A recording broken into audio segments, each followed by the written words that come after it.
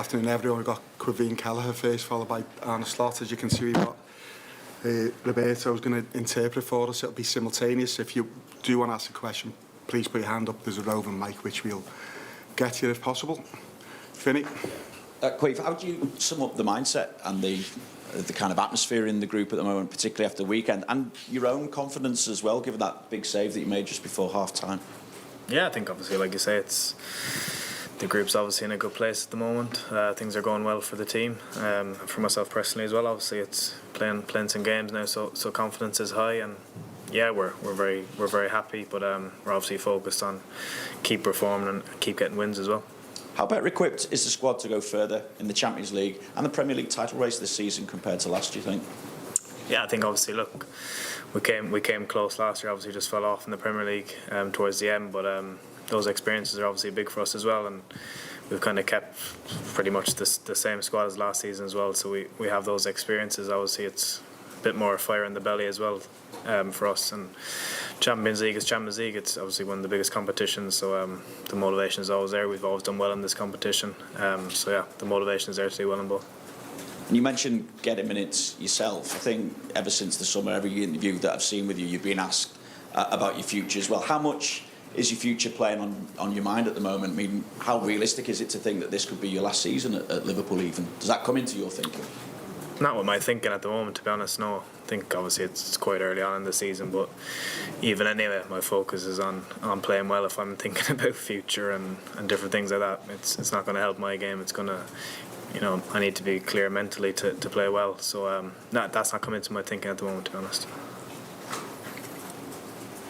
You next? Done? No. Not that fast.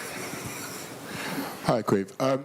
You've played in lots of big games in your Liverpool career, cup finals, and obviously you had the Europa League run last season. But I believe this is going to be your first Champions League game at home in front of the Anfield crowd, because obviously you played in the Ajax game, but that was behind closed doors because of COVID. After the atmosphere, the game at Brighton on Saturday, how much are you looking forward to ticking another big achievement off in your Liverpool career? Yeah, it'll be quite cool. Obviously, I've been here and experienced quite a few nights of Champions League. I didn't play obviously, but I was here. The atmosphere is always electric on European nights. So yeah, it'll be a special moment tomorrow, and one I'm looking forward to for sure. Any more? Back. Will. Good work, Mel. Hi, Caoimhin. Just wondering what it's like working with a new goalkeeping coach. Obviously, John Achtenberger leaving in the summer and Fabian coming in. What's he been like? And he had sort of new methods. I believe he's. Yeah, no, he's been really good. I'm loving working with him, to be honest.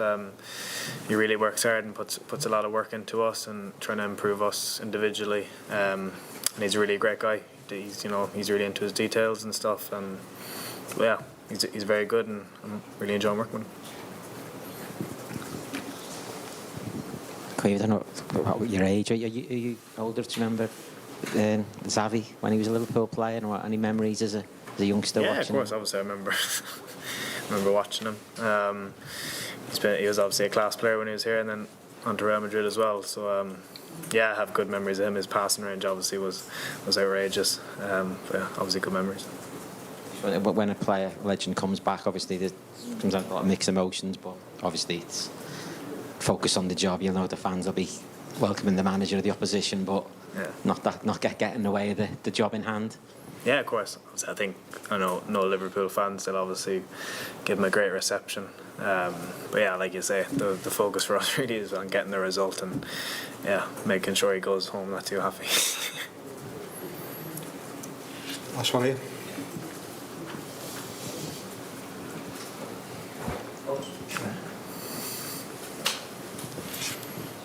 Caoimhin, how are the players finding the new format of Champions League? We used to have the group stage, now we've had this massive group stage. How are they finding it compared to what they played in before? Yeah, I think it's a bit different. I myself personally quite like it. It's obviously playing different teams each occasion is kind of cool, and you're going away to different stadiums as well, which is nice. But yeah, it's good. it's obviously harder to probably prepare for games because when previously you'd play against them once, then you'd know how to play against them. But yeah, it's a good experience and obviously cool to play a bit more teams as well. Thank you.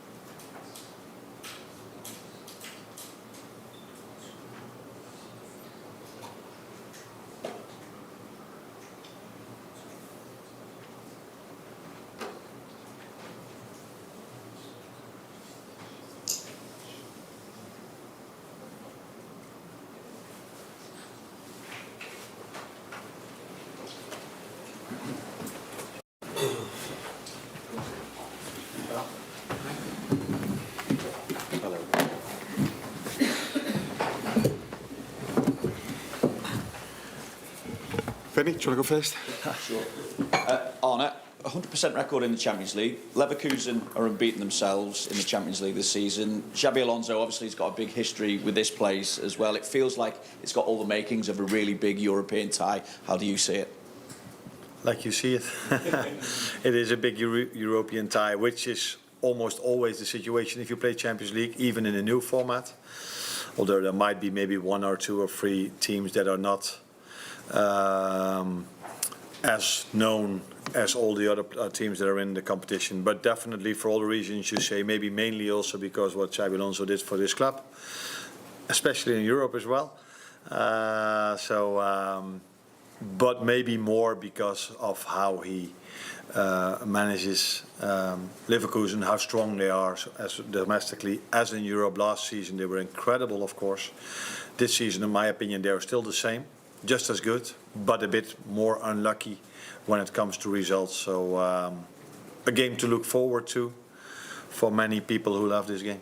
Obviously, we were worried when we saw Konate go off at the weekend, but he trained today. How is he, and is he likely to play? Yeah, he's available to play, and I think also completely recovered. So there is no issue for him not to play because of what he had. Then it's up to me to make the decision if he plays or not. But he's in a good place. The other issue after Saturday's game was something that Mo put out on social media. He did obviously celebrate the win and the fact that the club is back at the top of the Premier League, but he also finished by saying, no matter what happens, I will never forget what scoring at Anfield feels like. Now, one thing you could read into that is that it's a hint about his future, where his contract talks are going. So we've not had the opportunity to speak to Mo. Have you? And what insight can you give us as to his message behind that? Yeah. So that was a long question. And you interpreted in a way maybe other people don't. I don't look at the Instagram posts of my players. I only talk to them, which you can't. So that is the advantage I have.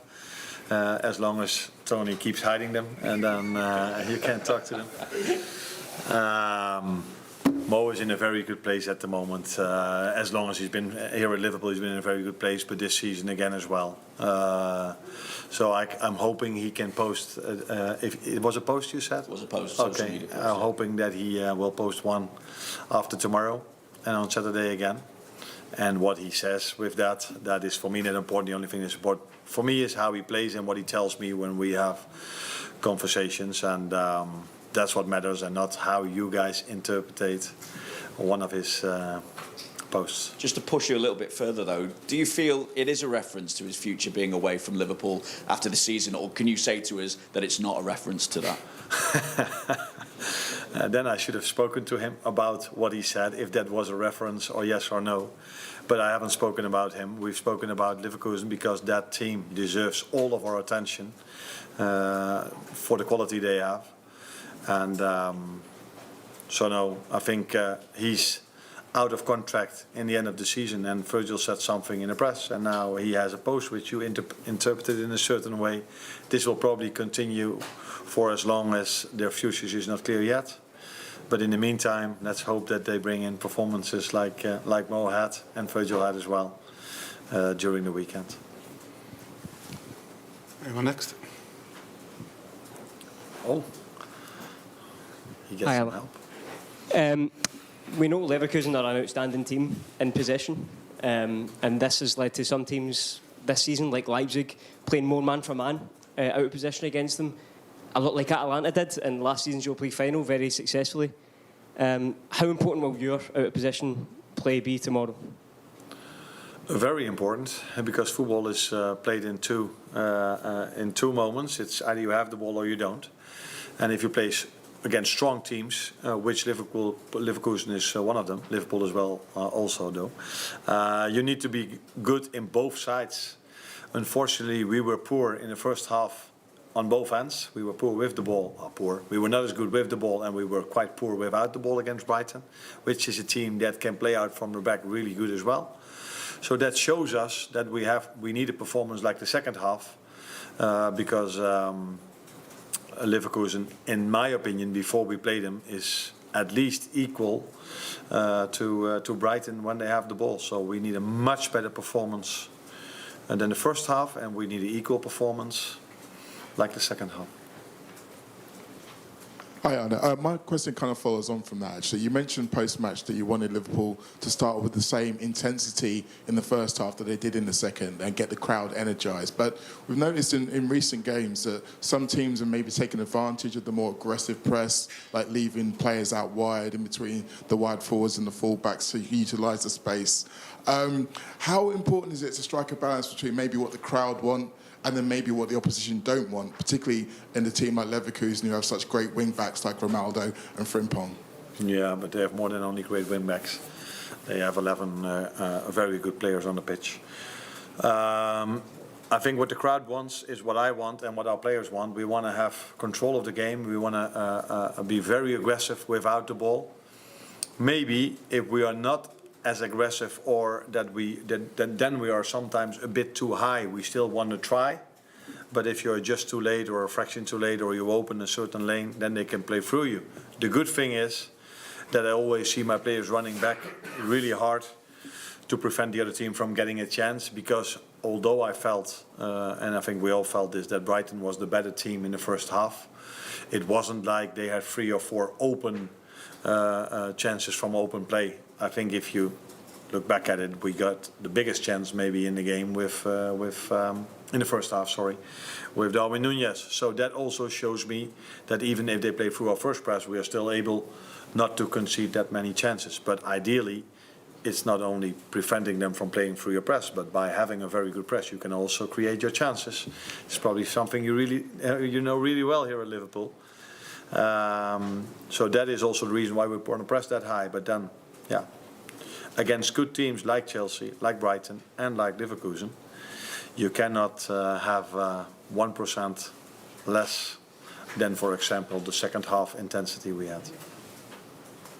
Yeah, what are you? Ghost at the front. And just to go back to Mo for a couple of seconds. He's obviously 32 now, be 33 before the start of next season, but given the dedication and the professionalism that you see from him, how much longer do you think he can continue at the level he's at the moment? There's no reason at the moment to think that he is dropping in terms of level. That's not what you look at his numbers, and that's also not what you see when you see him play. So yeah, but I don't know how to say this in English, but I cannot tell you how the future will look like. So for some players, they can. Cristiano Ronaldo, what age is he at the moment? He's still doing really well. Messi is still incredible. So, but there were also players that, like me, that weren't as good anymore when they were 33. Not that I was so good when I was 26, but I regressed a bit earlier than Ronaldo and Messi. So yeah, I don't know what the future will bring, but what I do know is that Mo is in a very good place at the moment.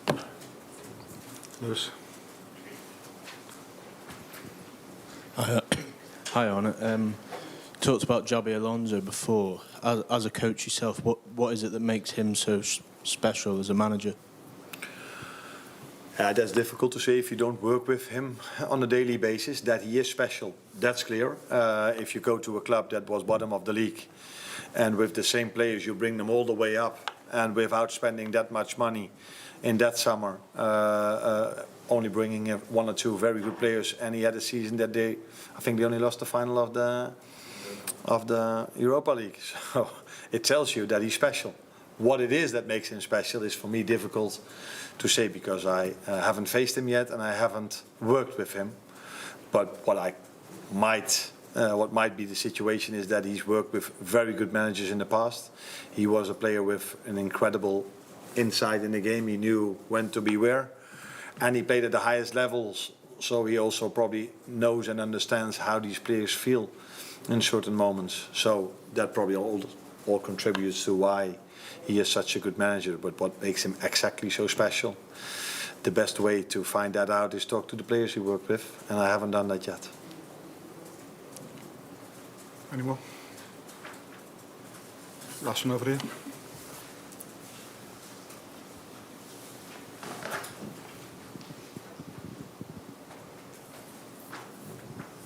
Arne, I asked Caoimhin before about the new Champions League format, where it was the group stage, now it's the random draw. How are you finding as a manager compared to the group stage? Is it more work, more, you're playing different teams each game now rather than the set group? Yeah, that is obviously different. So normally you play in away or a home leg, and then you can prepare even better for the second time you play against them. Now you every time play against a new opponent. That's in some situations because every pot has some very strong teams and some pots have maybe not the same strength. So you can be a bit lucky with the draw, you can be a bit unlucky. And then it has to do with which teams do you face at home and which one do you face away from home. So the first thing I would say is maybe it comes a bit more luck into ending up high or low. On the other hand, if you play 8 games instead of 6, normally when you play more games, luck is being ended up somewhere in the middle. And what I always said till now, ask me after 8 games or after this season, it's a better way to judge this format than at the moment. The only thing I like as a person that loves football is that on every evening I can switch to a game that is really a nice one to watch. But that's not where I'm here for at the moment. But on Wednesday evening I will definitely find a game that I'm looking forward to. And hopefully the people look forward to Levekusen tomorrow. And we don't let them down. Well done. Thank you. Yes.